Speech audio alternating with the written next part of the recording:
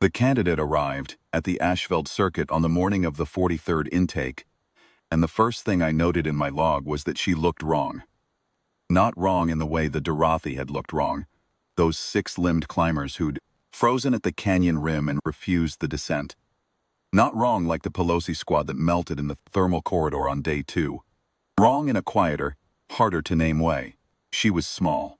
Smaller than the file suggested, which had already flagged her as undersized for her species. She stood at the equipment issue point, while the handlers fitted her with the standard Ashveld kit.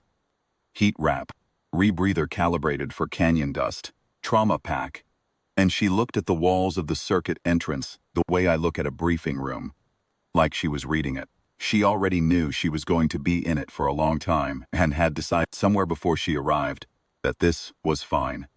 I am Keth Sorvin. I have run the Ashveld Circuit for 19 cycles.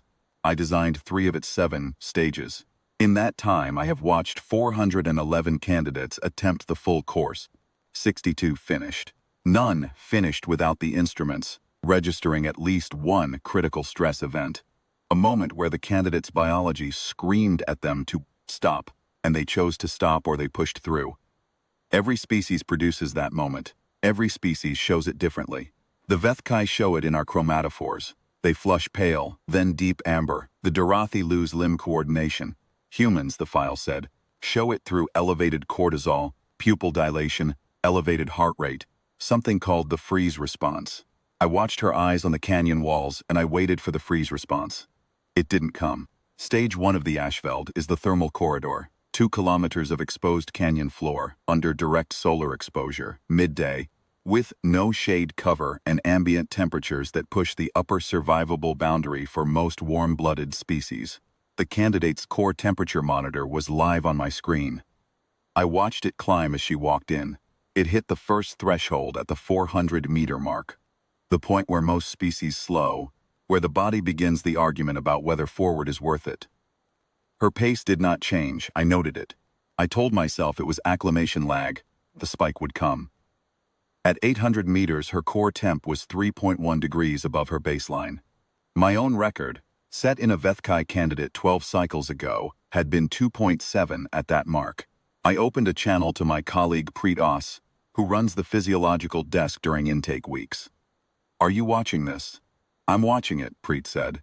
At 1 kilometer, she ate something from a pouch on her belt. A ration block of some kind. She chewed it while she walked. Heart rate was elevated.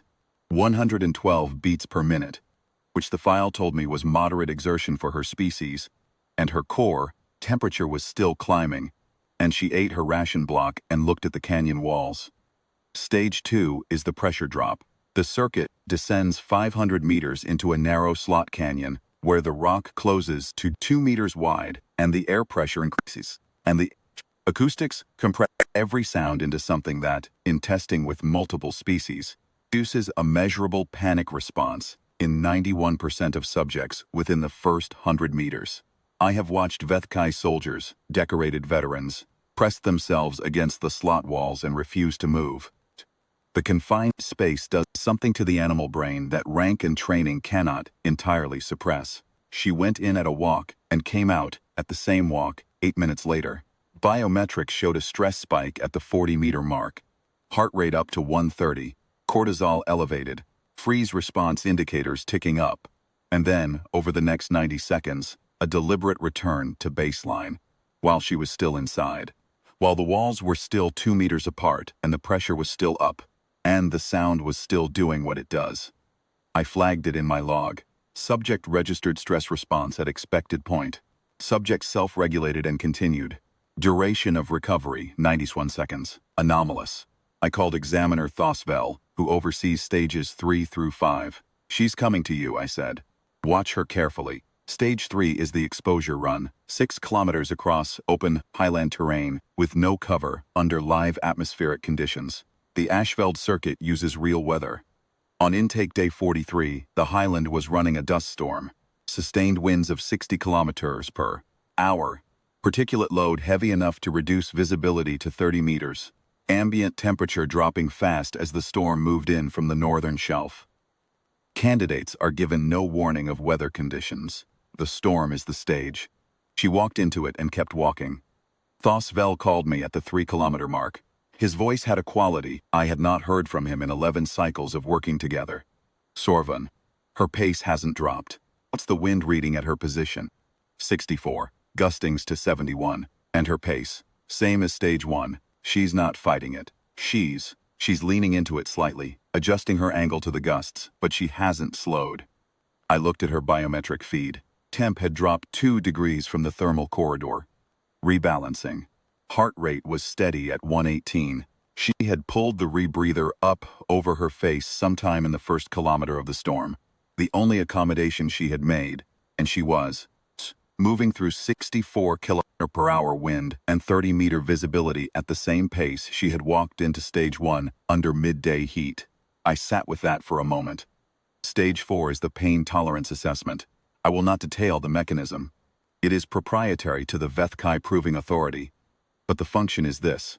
The candidate experiences escalating physical discomfort, calibrated to their species' pain threshold data, beginning at 40% of the documented tolerance ceiling and rising in increments to 100% over the course of 20 minutes. No candidate has ever reached this 4 ceiling without either requesting cessation or showing involuntary motor responses. Flinching, vocalizing, losing fine motor control. The point is not cruelty. The point is data. An operator who breaks under stage 4 breaks under field conditions. And we know it here rather than out there. She hit 40% and I watched the readout. Her face on the stage camera did not change. 60%. Her jaw tightened. That was all. 80%. She exhaled slowly through her nose. A long, controlled breath, and her hands, which had been loose at her sides, closed into fists. Slowly, like she was making a decision.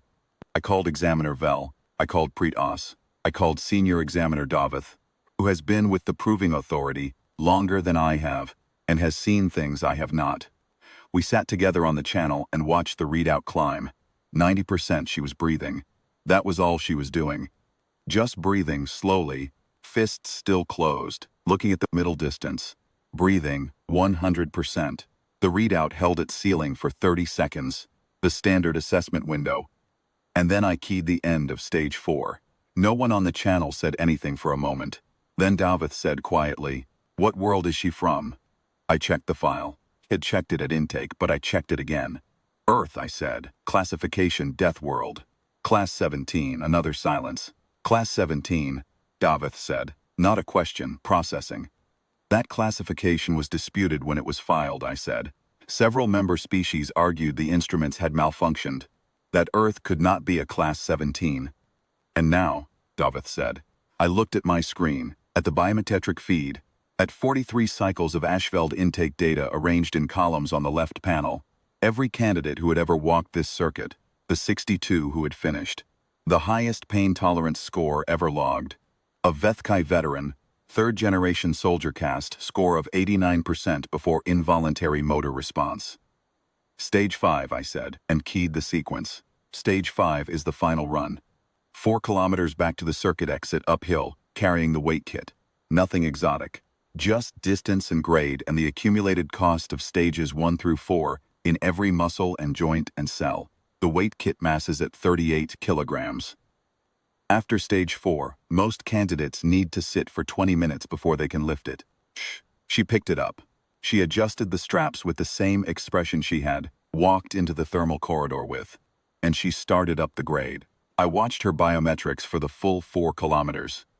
Her pace slowed on the steepest section, a 12% grade over half a kilometer, and then held. Her core temperature climbed again as the exertion ramped up. Her heart rate went to 140, the highest it had been all day, and stayed there, steady like a machine set to a number. She crossed the circuit exit marker at the 4-hour 11-minute mark, the fastest recorded completion of the full Ashveld Circuit, across all species, across all 43 intakes, had been 4 hours and 53 minutes, set by a Vethkai candidate, who's had subsequently become one of our senior field operators and who I consider one of the finest individuals to have gone through this program. She had beaten it by 42 minutes. I wrote my report that evening. I sat at the intake desk with the full biometric record spread across 3 screens, and I wrote it carefully, The way I write all my reports, factual, ordered, precise. I noted the thermal corridor performance. I noted Stage 2's anomalous self-regulation. I noted the storm crossing and the Stage 4 ceiling breach and the finish time. At the bottom of the report, in the field reserved for examiner assessment, I wrote, "Candidate demonstrated no failure point under any Stage 4 assessment condition. Recommend reclassification of Earth Deathworld designation, upward pending review. Current file designation Class 17 may be conservative." I stared at that last sentence for a while. Then I submitted the report, closed my screens, and sat in the empty intake office in the quiet after the circuit lights go down. In 19 cycles of running the Ashveld, I had built the stages to find where things break. Every living thing has a point. Find it here, and the operator is safer for having it found. That was the logic. That was the program. I had just watched something go through all 7 measures of that logic and come out the other side still, moving, still breathing, still. And this is the part I have returned to a number of times since. Still looking at the walls the same way she had at the entrance, like she'd already decided. I filed the report and went home. I did not sleep well. I kept thinking about the fists closing at 90%, slowly, carefully, like a tool being gripped, and the long exhale, and the 4 hours and 11 minutes, and what it means to design a thing that breaks anything alive and then watch something, walk through it, and ask with its silence whether you had anything harder. I don't think we do.